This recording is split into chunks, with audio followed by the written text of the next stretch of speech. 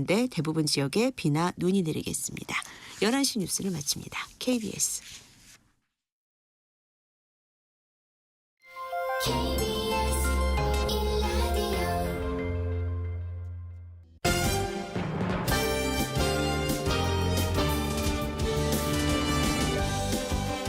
KBS 1라디오 신성원의 오늘 세계는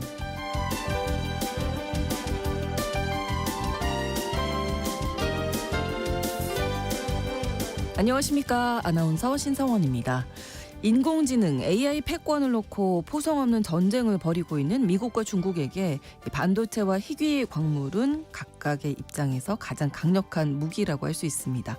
일단 미국은 고성능 반도체죠. HBM의 우위를 가지고 있고요. 중국은 갈륨 등 희귀 광물의 우위를 갖고 있습니다. 최근 미국이 중국의 첨단 반도체 산업을 겨냥해서 고강도 수출 규제 조치를 발표하자 중국은 희귀 광물의 수출 금지 조치로 즉각 보복에 나섰는데요. 첨단 기술을 둘러싼 미중 전략 경쟁의 핵심 요소, 이 반도체와 희귀 광물을 둘러싼 갈등에 대해서 잠시 후 글로벌 경제에서 알아봅니다.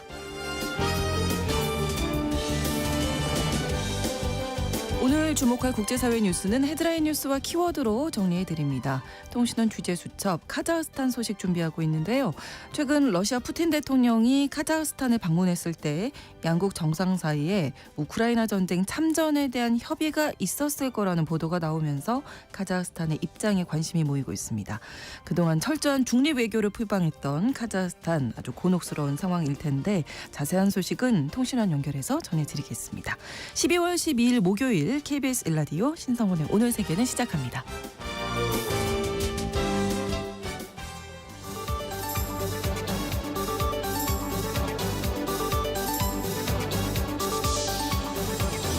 오늘 세계는 헤드라인 뉴스.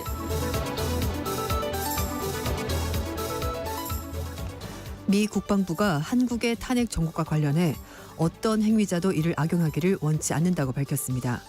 사브리나싱 국방부 부대변인은 현지 시각으로 11일 한국의 정치적 혼란으로 인한 북한의 도발 가능성에 대해서 현재 한국에서는 민주적 절차 과정이 진행되고 있으며 우리는 이 과정이 진행되도록 해야 한다고 말했습니다. 싱 부대변인은 또한 탄핵 정국 속에서도 한미 간의 협의가 정상적으로 진행되고 있다고 답변했습니다. 미국 뉴욕 증시에서 나스닥 지수가 사상 처음으로 2만 선을 넘어섰습니다. 현지 시각으로 11일 기술주 중심의 나스닥 지수가 전장보다 347.65포인트 오른 2034.89의 장을 마감했는데요. 나스닥 지수가 2만 선을 넘어선 것은 1971년 지수 출범 이후 처음입니다. 나스닥 지수 상승률은 올해 들어서 11일까지 33% 올랐습니다. 11월 소비자 물가 상승률도 전년 동기 대비 2.7%로 전문가 전망 수준에 부합하면서 12월 연방준비제도 금리 인하 기대를 높이고 있습니다.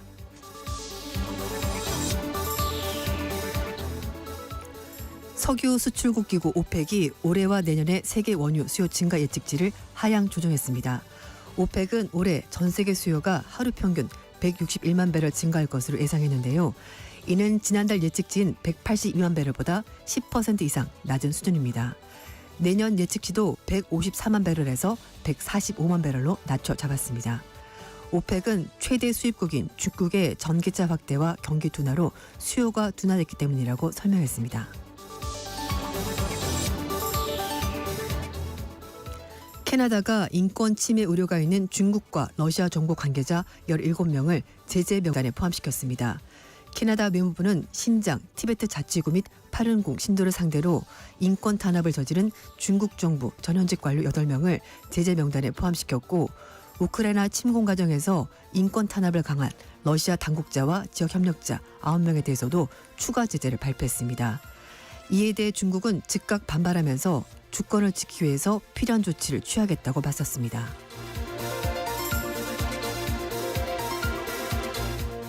인권과 일정 논란에도 불구하고 사우디아라비아가 2034년 국제축구연맹 FIFA 월드컵 단독 개최지로 확정됐습니다. FIFA는 현지 시각으로 11일 날 211개 회원국이 화상위에 참가한 임시총회에서 2030년과 2034년 월드컵 개최 선정 안건을 의결했습니다. 2030년대에는 유럽의 스페인, 포르투갈, 아프리카의 모로코가 세 개 나라가 공동으로 개최하고 2034년대에는 사우디에서 열립니다. 여성 인권, 언론 탄압 문제로 국제사회 비판을 받았던 사우디가 축구를 스포츠 워싱에 활용한다는 비판이 있었습니다만 피파는 결국 사우디의 손을 들어줬습니다.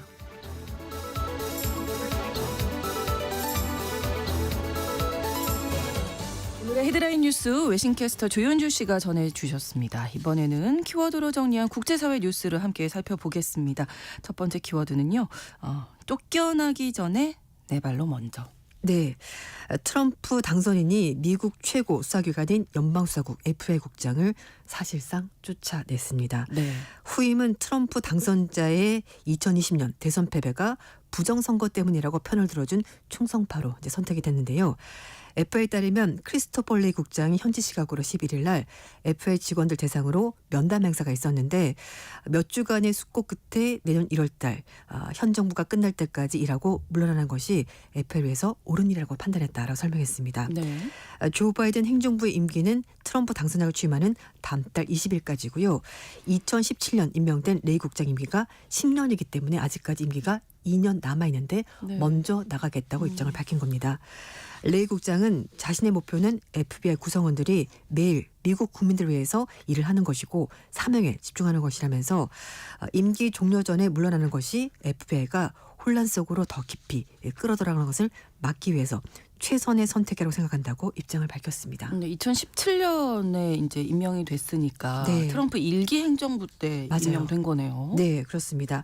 레이 국장은 트럼프 1기 행정부인 2017년 8월 달부터 FBI 국장으로 일을 했는데요. 네.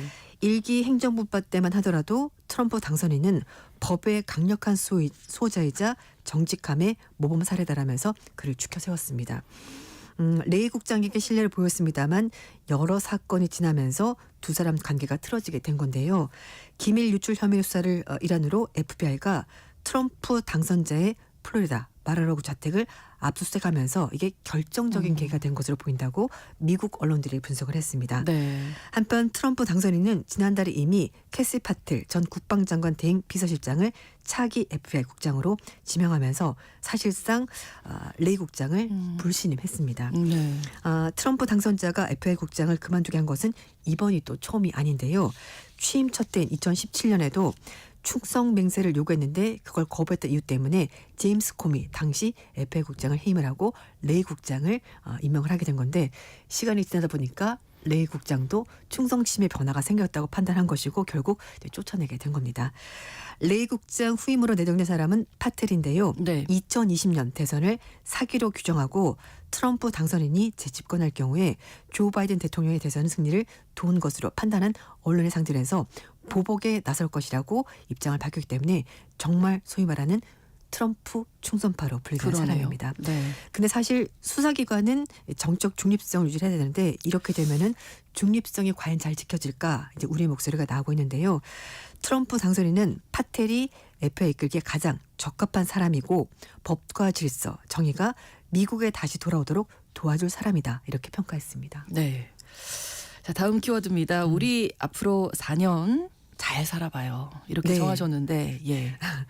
미국 국민들이 트럼프 당선인에게 많은 기대를 걸고 있는 것 같은데 물론 역대 대통령들보다는 지지율이 낮긴 합니다만 그래도 네. 앞으로 시작하는 만약에 좀 잘해봐요 이런 기대감이 있는 것 같습니다. 네. AP통신이 지난 5일부터 9일까지 미국 성인 1251명을 대상으로 여론조사 내용이 있는데요. 여기에서는 일단 첫 번째로 현 바이든 대통령에 대해서 실망감이 많은 것이 나타났고요. 그리고 CNN 조사에서는 앞으로 트럼프 당선인과 좀 잘 지내보고 싶다는 국민들의 소망이 담겨 있습니다. 네. 일단 CNN 먼저 소개를 해드리면은요. CNN 방송이 미국 성인 1,000명을 대상으로 해서 지난 5일부터 8일까지 여론조사 해봤는데요. 네. 전체 응답자 54%가 트럼프 당선인이 백악관으로 복귀한다면은 잘 할 것 같다 이렇게 생각했습니다. 그리고 55%는 트럼프 당선인의 현재 정권 인수 방식에 대해서 찬성합니다라고 대답했고요. 그리고 전체 38%는 미국 상황이 잘 되고 있다라고 대답했는데 2021년 12월 달 조사 때보다 가장 높은 수치가 나온 거라고 CNN 방송이 전했습니다. 그렇군요. 그리고 응답자의 48% 거의 절반가량이 트럼프 당선인이 더 나은 변화를 가져올 것으로 기대한다고 대답했습니다. CNN 방송은 이번 조사에 대해서 4년 전에 전체적으로 부정적인 지지 속에서 재선에 실패했었는데 이번에서는 좀 허니문 과정 이게 좀 잘 될 수 있을 것으로 기대하는 것 같다고 설명을 했습니다. 네. 하지만 말씀드린 것처럼 트럼프 당선인의 지지율은 최근의 미국 대통령 당선인의 취임 전 지지율 중에서는 가장 좀 낮은 편에 속하는데요. 50% 살짝 넘긴 맞아요. 정도니까. 맞습니다. 네. 이 버락 오바마 전 대통령이 그때 취임하기 전에 CNN 조사에서 취임 전 지지율 79% 기록했습니다. 높았었군요. 그리고 네. 조 바이든 대통령도 66% 기록했고요. 조지 W 부시 전 대통령도 65% 그리고 빌 클린턴 전 대통령은 62% 기록했기 때문에 전임 대통령보다는 좀 낮긴 하지만 그래도 미국 국민들이 좀 기대를 하고 있다라고 볼 수가 있고요. 네. 또 AP 통신조사 좀 잠깐 소개를 해드릴게요. 네.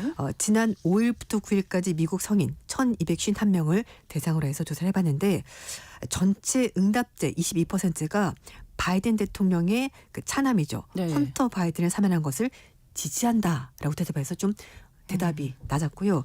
그리고 응답자 중에서 51%가 헌터 바이든의 사면을 반대한다고 대답했습니다. 네. 그리고 18%는 찬성하지도 반대하지도 않는다라고 대답했습니다. 그리고 당별로 봤더니 민주당 지지 가운데 38%만 그리고 무당파는 12% 그리고 공화당 지층은 단 7%만 바이든 대통령의 차남 헌터 바이든의 사면 결정을 찬성한다고 대답해서 바이든 대통령 결정에 대해서 좀 부정적으로 보는 사람들이 답변이? 많았습니다. 예. 다만 이 바이든 대통령의 헌터 사면에도 불구하고 바이든 대통령의 직무수행 평가는 큰 변화가 없었는데요. AP통신의 이번 조사에서 바이든 대통령의 지지율은 39% 기록했는데 최근 조사와 거의 비슷하게 나왔습니다.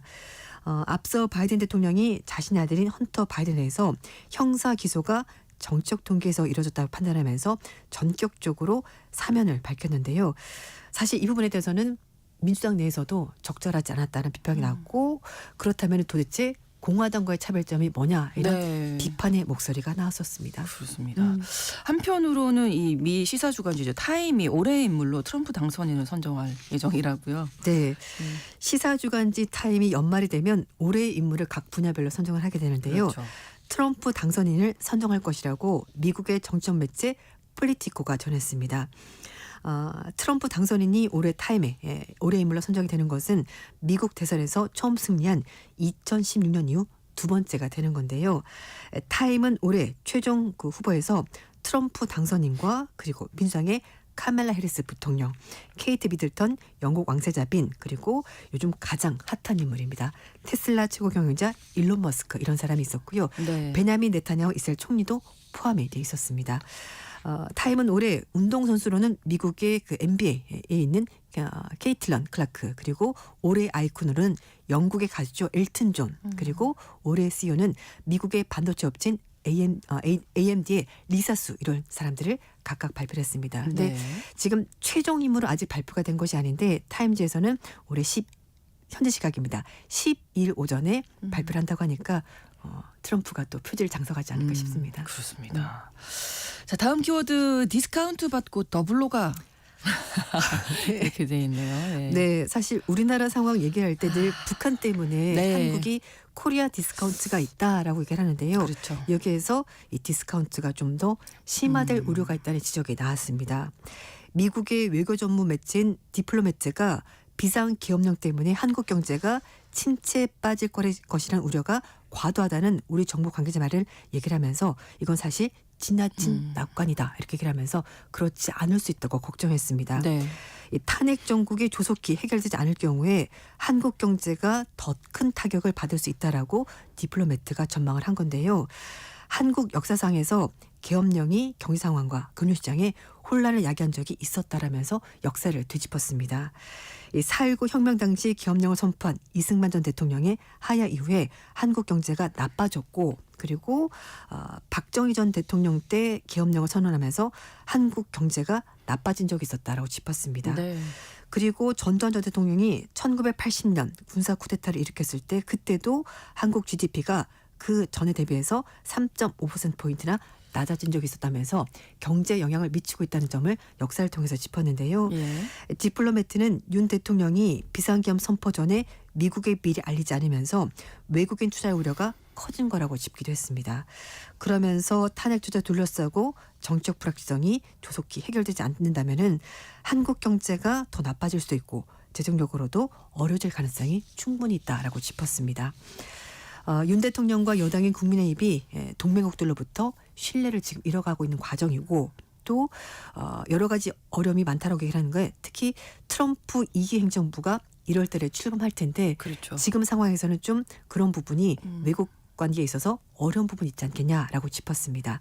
그리고 박근혜 전 대통령 당시와는 좀 다른 부분이 있고 특히 비상계엄 선포한 것이 시기적으로 좋지 않았다 이런 부분도 짚었는데요. 네. 특히 한국 경제 주요 성장 동력이 반도체 산업인데 반도체 산업 지금 좋지가 않고 그래서 그렇죠. 상황이 더 나쁘다 이렇게 분석을 하고 있습니다.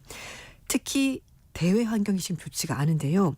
중국은 경기가 좋지 않고 뭐 디플레이션 얘기까지 나오고 있고 네. 유럽 경제도 침체 상황이고 여기에다가 유럽과 중동은 전쟁 때문에 힘들다 그렇죠. 이렇게 짚었습니다. 특히 12월 달에 계엄을 선포하면서 이게 잘못된 거라 얘기하는 건데 외국 투자자들이 올해 주요 시장에서 특히 부진했던 한국 주식을 매도하고 있는데 그 가능성을 더 높이면서 한국 증시가 더 나빠진 거다라고 지적을 했는데요. 네. 그래서 기업들이 자본 비용이 더 많이 들게 될 것이고 이렇게 되면은 자본 지출을 줄이는 상황으로 이어지고 결국 한국의 성장 잠재력이 떨어질 수밖에 없다 이렇게 매체가 짚었습니다. 네, 아무튼 지금의 이 우리나라의 혼란스러운 상황이 우리 경제를 더 악화시킬 것이다. 네. 이런 진단이 나왔습니다. 다음 키워드 보복의 악순환이네요. 네. 호주에서 유대교 회당에 방화 테러가 발생했고요. 네. 시드니에 있는 유대인 밀집 거주 지역에서 이스라엘인들을 협박하는 그런 범죄가 잇따르고 있습니다. 사실 전 세계 모든 일은 이제 다 연결이 되다 보니까 한 곳에서 문제가 발생하면은 다른 지역까지 이렇게 파급 효과가 미치게 되는 건데 그렇죠. 11일 새벽에 시드니 동부에 있는 울라하라 지역에서 차량 2대가 불에 타는 일이 벌어졌습니다. 울라하라 지역은 시드니에서도 유대인들이 많이 사는 지역 중인데요. 불탄 차량 옆에 있는 건물과 이 보도에 이스라엘 사람들을 없애버려야 된다 이런 글귀가 쓰여져 있었다고 합니다. 네. 현지 경찰에서 이 범인들이 차량을 훔쳐서 불을 저지른 것을 보인다는 CCTV를 통해서 지금 범인들을 추적하고 있다고 하는데요. 경찰은 지난달에도 트럭 한 대가 불에 타고 여러 자동차와 건물 등에 반 이스라엘 메시지가 적힌 일이 있었다면서 관련 피의자들을 체포한 상태라고 설명했습니다. 이런 가운데 앤서니 엘버니지 호주 총리는 이번 사건에 대해서 반유대주의 공격이다라고 규정했고요. 증오범죄이자 호주인에 대한 공격이라면서 강력히 규탄했습니다. 네.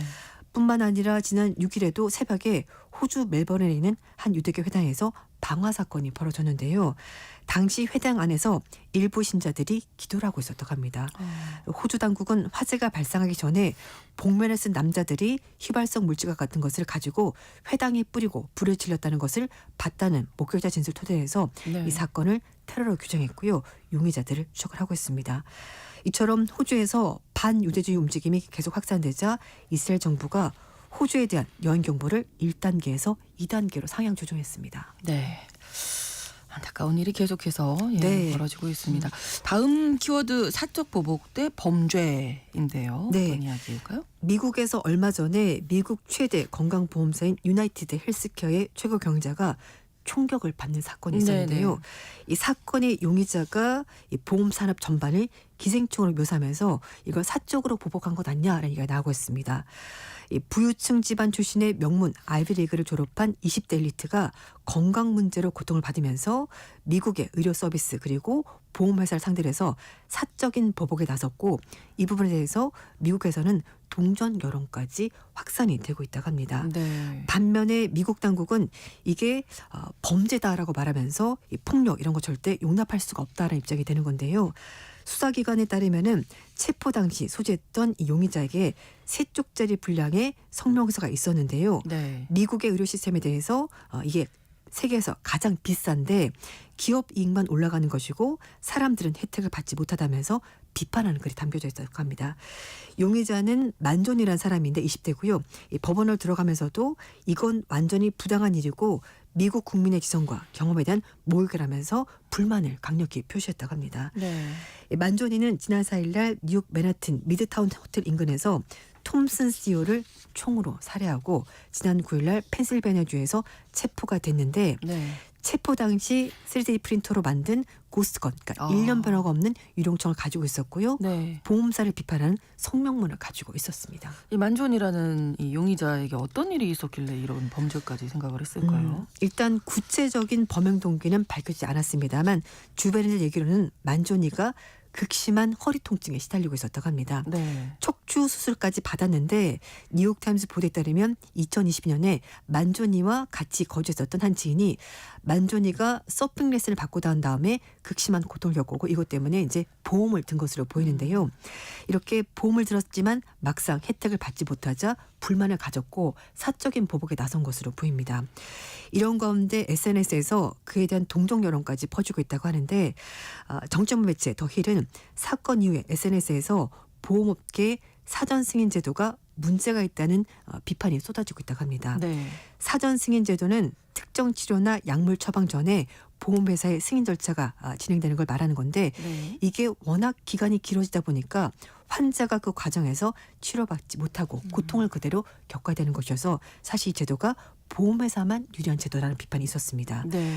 미국의 AP통신도 이번 사건 때문에 미국인들이 보험회사에 얽힌 각자의 사연을 공유하면서 너무나 분노가 치는 일이고 짜증나고 보험회사를 원망하면서 하지만 그 중간에 아무것도 할 수가 없기 때문에 무력감을 호소하는 대중들의 감정이 SNS를 통해서 나오고 있다라고 설명을 했습니다. 네. 하지만 미국 당국은 사적 정의를 추구한 살인범은 사실 이게 범죄자이기 때문에 절대 영웅시돼서는 안 된다라는 입장인데요. 네. 백악관 대변인도 폭력은 어떤 기업의 탐욕에 맞서는 것이든 절대 용납될 수가 없다라고 입장을 밝혔습니다. 네. 자, 헤드라인 뉴스와 키워드 여기까지 듣겠습니다. 외신캐스터 조윤주 씨와 함께했습니다. 고맙습니다. 네, 감사합니다. KBS 라디오 신성원의 오늘 세계는 1부 마무리하겠습니다. 11시 30분부터 일부 지역에서는 해당 지역 방송 보내드립니다. 마이클 런스트락의 That's Why You Go Away 노래 들려드립니다.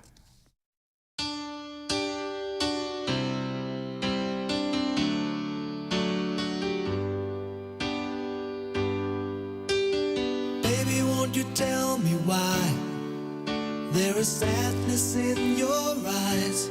I don't wanna say goodbye to you. Love is one big illusion I should try to forget, but there is something left in my head. You're the one who set it up. Now you're the one to make it stop. I'm the one who's feeling lost right now. Now you want me to forget every little thing you said, but there is something left in my head.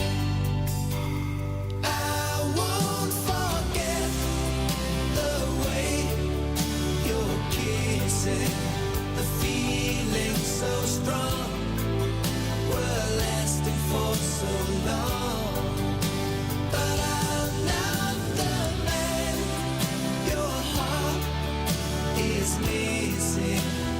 That's why you go away. I know you were never satisfied. No matter how I try, and now you wanna say goodbye to me. Love is one big illusion I should try to forget, but there is something left in my head. I won't forget the way you're kissing, the feeling so strong, we're lasting for so long. But I'm not sing. That's why you go away. I know, yes I know. Sitting here all alone in the middle of nowhere. 지금 시각은 11시 30분입니다. KBS Ladies and gentlemen. 국제사회의 다양한 뉴스를 한눈에 KBS 1라디오 신성원의 오늘 세계는 세계를 바로 보는 최소한의 투자입니다.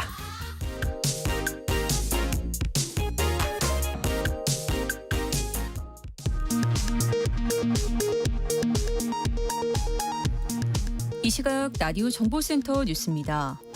윤석열 대통령은 오늘 오전 대국민 담화를 통해 12.3 비상계엄의 목적은 국민들에게 거대 야당의 반국가적 패악을 알려 이를 멈추도록 경고하는 것이었다면서 탄핵이든 수사든 당당히 맞서겠고 끝까지 싸우겠다고 밝혔습니다. 국민의힘 한동훈 대표는 윤석열 대통령의 담화는 지금 상황을 합리화하고 사실상 내란을 자백하는 취지의 내용이었다면서 당원으로서 탄핵 찬성 제안을 한다며 제명 또는 출당을 언급했습니다.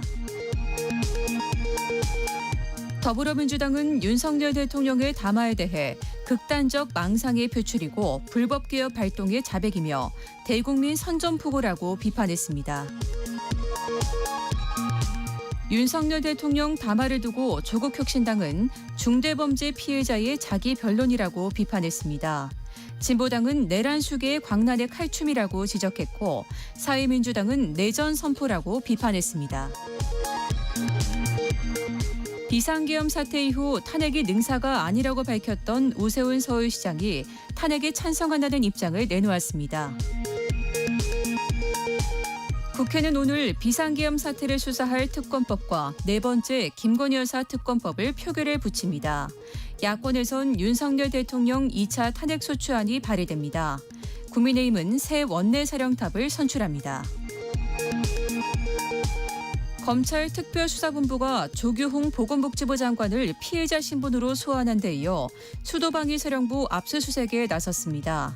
국방부는 비상계엄 사령관을 맡았던 박안수 육군참모총장의 직무를 정지시켰습니다. 지금까지 라디오 정보센터 뉴스 정한나였습니다.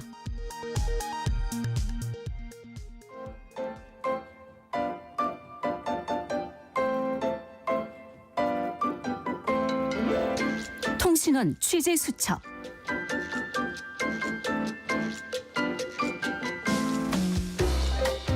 통신원 취재 수첩, 오늘은 카자흐스탄 알마티 김상욱 통신원 연결해 보겠습니다. 안녕하세요.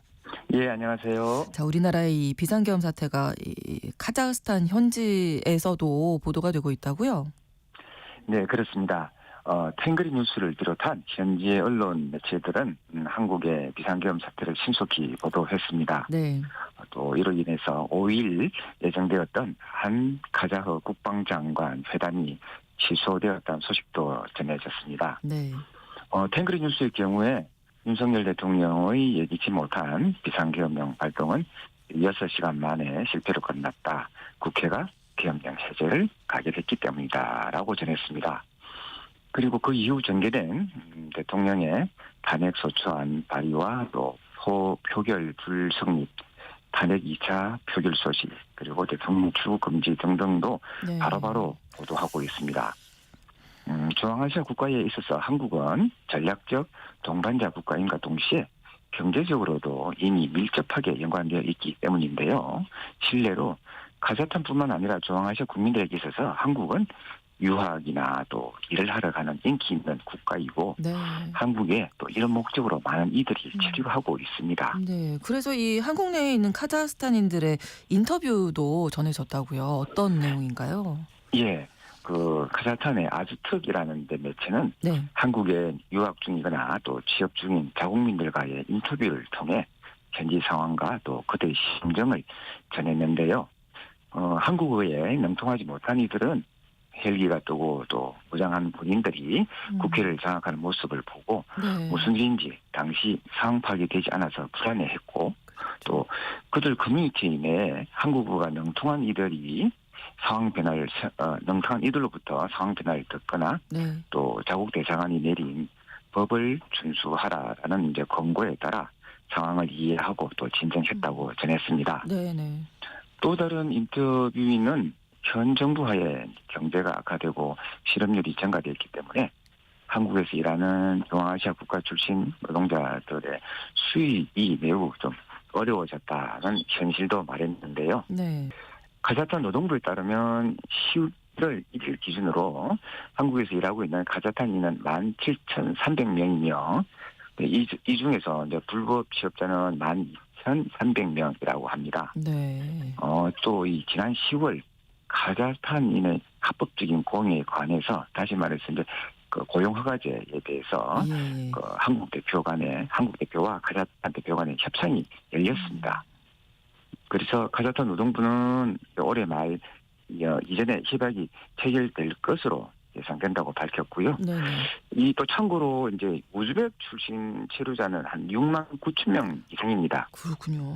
예, 한국에. 이는 이제 한국에서 5번째로 큰 이제 외국인 디아스포라를 형성하고 있는데요. 네. 이것은 바로 이제 한국과 우즈벡이 고용 허가제 협정이 체결되어 있기 때문이고요. 그리고 이제 올해 할당된 우즈베키스탄 노동 인력 수는 한 3만 7천 명을 넘어섰습니다. 그렇군요. 고용 허가제를 원하고 있는데 카자흐스탄 분들이 지금 그렇지 진행이 되지 못하고 있는 그런 상황이군요. 자, 다른 소식도 준비하셨는데 구소련 국가들 이 회원국이죠. CSTO 이 정상회담이 카자흐스탄에서 진행이 됐는데 어떤 내용이 논의됐을까요? 예, 블라디미르 푸틴 러시아 대통령이 미국이 러시아를 향한 지대지 미사일 에이테크럼스 발사를 그 우크라이나에 허용한 것에 대한 대응책을 네. 이제 그러니까 구소련 국가들 회원국으로 하고 있는 집단 안보 조약 기구 CSTO 동맹국들과 논의하기로 결정하면서 긴장감이 높아지고 있습니다. 네.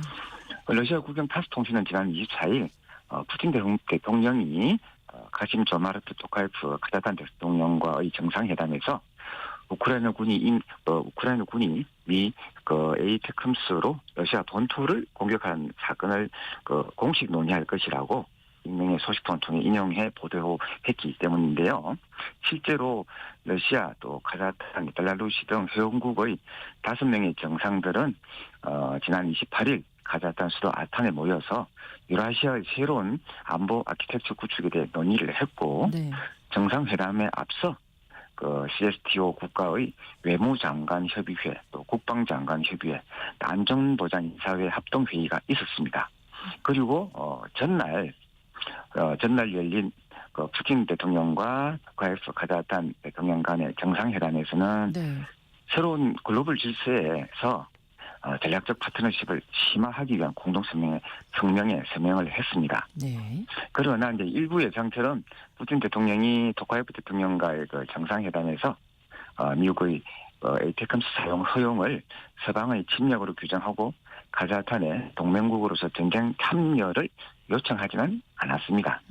지금까지 푸틴 대통령이 우크라이나 침공을 특별 군사 작전이라고 정의를 함에 따라서 네. 이 CSTO 동맹국들의 참전 및 지원 의무 조항이 발생되지 않았지만 만약 그가 이번 미국 에이테크럼스 사용 허용을 계기로 전쟁의 성격을 전면전으로 규정한다면 상황은 달라지기 때문에 네. 긴장의 끈을 놓지 않고 있는 건 또한 사실입니다. 그렇군요. 카자흐스탄이 사실 그동안 중립 외교를 표방하면서 전쟁하고는 조금 거리가 있었거든요.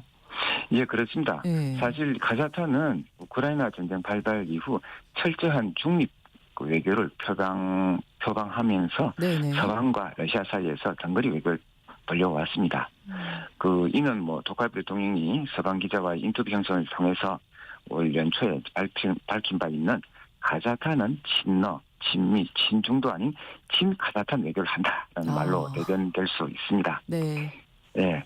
카자흐스탄은 이제 이 초대 대통령이 수차례 밝힌 바 있지만 자국의 발전을 위한 3대 핵심 요소가 바로 대러시아 관계, 대중 관계, 그리고 카스피의 석유 파이프라인을 이란 이 세 가지 핵심 요소를 잘 서로 고려해야 한다라는 것은 이제 이 주주의 사실인데요. 네. 정통 엘리트 외교관 출신인 현재 토카예브 대통령도 이 현실을 잘 알고 있습니다. 예, 특히 카스피의 석유 파이프라인의 경우에는 러시아를 경유하지 않는 노선을 갖는 것이 무엇보다 중요하고요. 이는 바로 서방 국가와의 협력을 기반으로 해야 하기 때문입니다. 네. 뭐 정리를 하면은 미국이 러시아를 향한 지대지 미사일 발사를 우크라이나에 허용한 것을 계기로 긴장 국면이 조성되었지만 네. 러시아가 동맹국들에게 참전을 요구하는 그런 수는 쉽게 두지 않을 것으로 예상됩니다. 네. 다만 양국 간 투자 정대를 통한 경제적 공동체 관계를 강화해 나감으로써 이 관계를 더욱더 전략적 동반자 관계를 유지해 나갈 것으로 예상이 됩니다. 그렇습니다.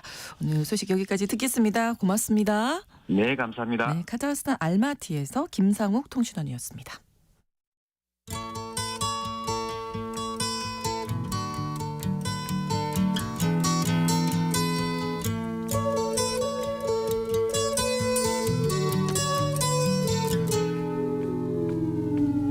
Here comes the sun. 세계 경제 이슈 짚어보는 시간 글로벌 경제입니다. 미국 상무부가 이달 초에 인공지능 칩의 핵심 부품이죠. 이 고대역폭 메모리 HBM을 중국에 수출하지 못하도록 대중 수출 통제 품목에 추가했습니다. 그러자 중국에서도 희귀 광물의 미국 수출을 금지하면서 즉각 보복에 나섰는데요. 트럼프 2기 행정부가 시작되면 미중 패권 다툼이 더욱더 격해질 테고 그 중심에는 반도체 그리고 희귀 광물이 있는데 오늘 이 이야기 나눠보겠습니다.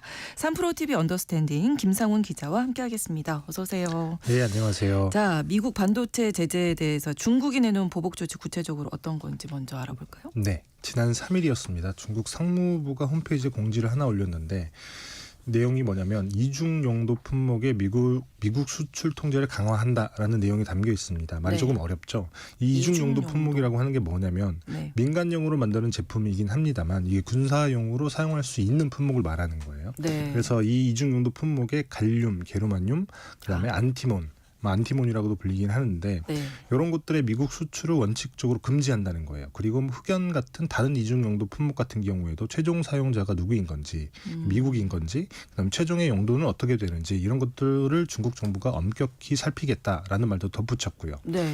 이 품목들은 이미 중국 정부가 지난 8월부터 수출 통제를 하고 있던 품목이긴 해요. 네. 근데 수출 통제라고 하는 건 중국 정부에 미리 허락을 받고 수출을 하라는 조치이기 때문에 수출 금지라는 조금 온도 차이가 많이 있는데요. 네. 네. 뭐 그때도 당연히 미국으로 가는 갈륨이나 게르마늄이 현저히 줄어들긴 했습니다만 그때는 노골적으로 미국을 겨냥을 했던 건 아니거든요.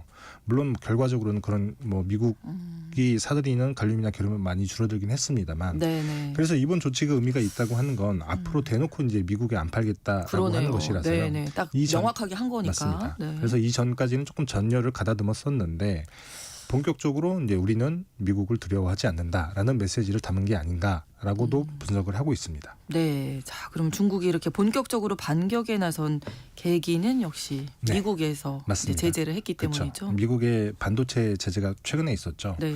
미국은 중국 정부의 보복 조치가 나오기 하루 전날 그러니까 지난 2일에 관보에 반도체 관련해서 새로운 중국 제재안을 실었는데 거기에 AI용 데이터 센터에 들어가는 고대역폭 메모리 반도체, 우리가 흔히 HBM이라고 부르는 거잖아요. 네, 최근에 많이 듣게 됐죠. 맞습니다. 요거를 추가를 했는데 네.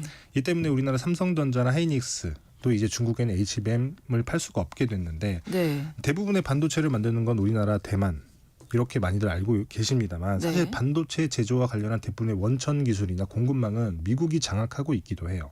반도체 산업에서 만들어내는 부가가치를 100이라고 놓고 보면 네. 이 중에 39%의 부가가치는 미국이 창출하고 있다라고 통계치가 나와 있으니까요. 우리나라는 많이 만든다고는 하지만 사실 이 부가가치 비중으로 봤을 때는 한 16% 정도만 차지하고 있고 일본이 14%, 그다음에 대만이 한 12% 정도에 불과합니다. 네. 그래서 미국이 자신들이 가진 기술이나 소프트웨어, 장비들을 사용해서 만든 반도체는 중국에 팔지 말아라라고 얘기를 하면 대부분의 반도체 기업이 이걸 따라야 되는 거죠. 그렇군요. 그래서 사실 반도체가 없으면 만들 수 있는 게 없잖아요. 그렇죠. 저사양 반도체 같은 요즘에는. 경우는 제재를 안 하고 있기 때문에 중국이 전자제품 정도는 만들 수 있겠습니다만 예. 대신에 AI 같은 최첨단 기술, 산업, 이게 새 시대를 만드는 기술이라고 하는데 이걸 육성하는 데는 HBM이라든지 그다음에 GPU 같은 고사양의 반도체가 무조건 필요합니다. 근데 이걸 막겠다는 거니까 뭐 당연히 중국 입장에서는 당연히 반발할 수밖에 없고 그렇죠. 그래서 중국 상무부가 즉각 성명을 냈는데 성명 내용이 중국과 제3국 간의 무역에 간섭하는 전형적인 경제적인 강압 행위이자 비시장적인 방법이다. 이게 또 일방적인 괴롭힘이다라고 이런 울분 섞인 성명을 발표를 하기도 했고 네. 그리고 바로 다음 날 갈륨과 게르마늄, 안티모니 같은 희귀광물의 미국 수출을 금지하겠다라고 발표를 한 겁니다. 그러니까 희귀광물 수출을 금지하는 게 미국에 이제 피해가 될 것이다 하고 이 방안을 내놓은 거잖아요. 맞습니다. 이 광물들이 어떤 역할을 하는지 좀 알아보죠. 갈륨과 게르마늄 그리고 안티모니 요게 어디에 쓰이는지 먼저 아셔야 되는데 네. 먼저 갈륨을 살펴보면 갈륨. 뭐 학술적으로는 설명이 굉장히 어려워요. 뭐 원자 번호는 31번이고 녹는점이 30도씨고 그다음에 네. 뭐 보크사이트라는 광석에서 알루미늄을 뽑아낼 때 부산물로 많이 만들어진다. 굉장히 많이 어렵잖아요. 네. 근데 많은 분들이 휴대폰의 고속 충전기를 네, 자세히 살펴보신 분이라고 하면 아마 네. 아실 수도 있는데 질화갈륨이라고 하는 게 있습니다.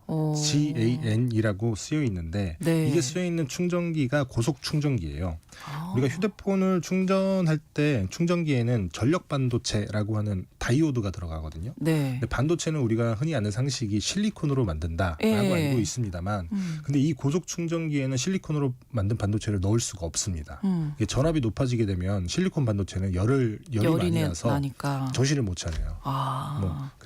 그래서 충전이 안 된다는 얘기인 건데 그래서 실리콘이 아니라 갈륨으로 만든 반도체를 꼭 필요하군요. 꼭 넣어야 됩니다. 아. 그래서 이 실리콘으로 만든 반도체보다 고온, 그다음에 고전압, 그다음에 고주파에서 아주 탁월한 성능을 내는데 속도가 한 100배 정도 빠르고 에너지는 절반 정도만 쓸 정도로 아주 성능이 탁월합니다. 얘를 고속 충전기 들어주셔서 이제 네. 고속 충전기 안 만들어도 되긴 하죠. 저속으로 하면 되니까. 그렇죠. 근데 거기에만 쓰이는 건 아닐 거고. 맞습니다. 뭐 예. 충전기에만 쓴다고 하면 당연히 치명적인 이유가 없잖아요. 예. 근데 중요한 건 갈륨이 없으면 초정밀도를 요구하는 첨단 무기를 만들 수가 없습니다. 그렇군요. 미국 국방부의 방위고도연구계획국이라고 하는 기관이 있거든요. 뭐 네. 다르파라고 하는 이름으로 많이 알려져 있는데 우리가 쓰는 대부분의 첨단 기술이 사실 여기서 만들어지기도 했어요. 여기서 이 다르파에서 1970년대 고성능 레이더를 만들었는데 네. 그때 쓴 반도체가 갈륨 비소 반도체였습니다.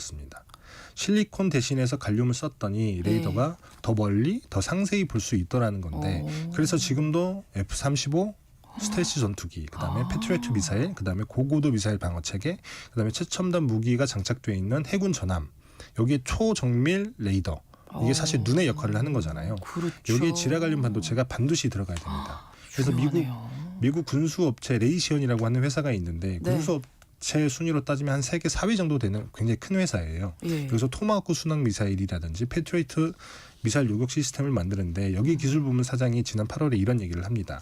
지라갈륨 반도체는 자신들이 생산하는 거의 모든 최첨단 방어 무기의 기초다.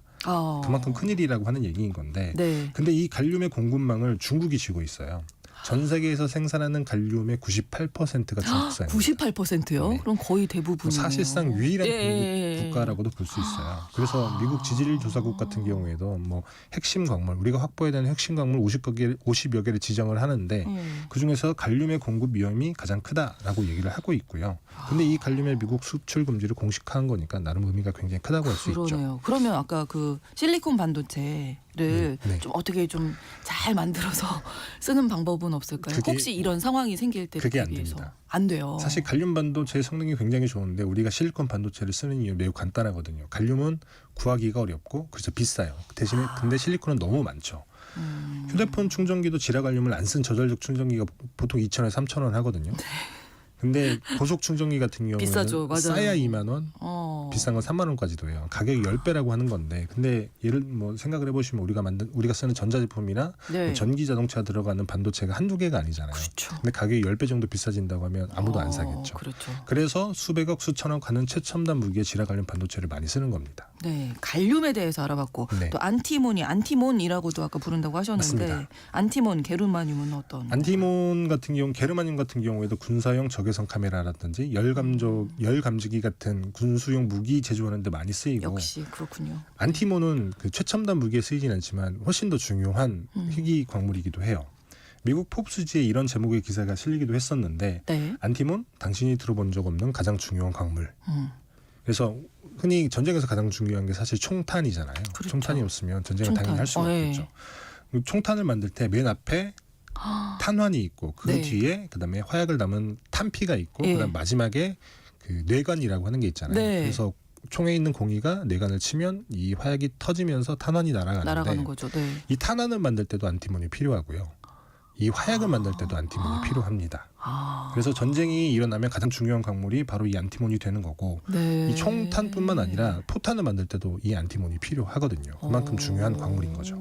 예, 안티몬 없으면 뭐 미국은 전쟁을 못 하겠네요. 그러면. 그렇죠. 실제로 미국 상원의회에 이런 기록이 있습니다. 네. 제2차 세계대전 때 일본이랑 중국이 붙었잖아요. 네. 그때 미국은 안티몬의 수급을 전적으로 중국에 의존하고 있었어요. 근데 일본이 중국을 점령을 했고 네. 당연히 전쟁을 하니까 이 안티몬의 수출을 막았겠죠. 막았겠죠. 네. 근데 아주 다행히도 1942년에 미국 아이다호주 선샤인이란 광산이 발견이 됩니다. 여기 오. 안티몬이 나오는 광산이었던 거예요. 네. 그래서 미국 의회 기록이 뭐냐면 이 선샤인 광산 때문에 제2차 세계대전이 최소 1년을 단축이 됐고 그래서 미국인 100만 명에 달하는 미국인 군인이 미국 군인이 목숨을 구했고 이게 없었다고 하면 2차 세계대전의 결과는 달라졌을 수 있다라는 그 그런 정도로. 기록입니다. 네. 그래서 뭐 당연하게도 미국은 전 세계에서 안티몬을 가장 많이 쓰는 나라가 되겠죠.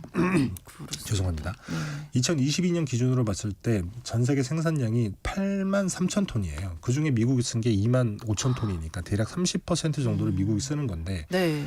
전 세계 생산량의 절반 정도를 이것도 중국이 생산을 합니다. 매장량도 압도적이기도 하고 그리고 다른 나라에서 생산하는 안티몬 농축물이라고 하는 걸 다시 중국으로 들여와서 중국에서 이 가공을 하니까 네. 대략 80% 정도는 사실 중국 손아귀에 있다라고 해도 과언이 아닌데 근데 미국이 수입하는 안티몬의 60%가 중국산이거든요.